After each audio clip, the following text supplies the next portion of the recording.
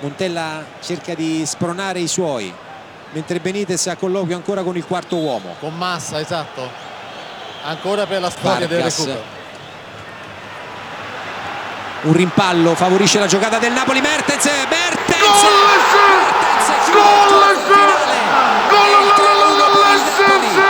controgiocata micidiale innescata da un rimpallo.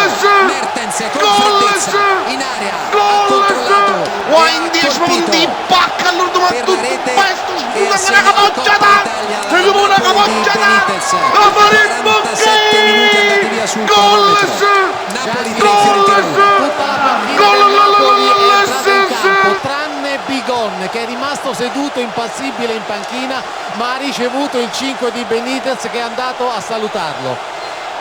Mertens subentrato lascia il segno nella finale della Coppa Italia, aveva colpito anche all'Olimpico qui, l'Olimpico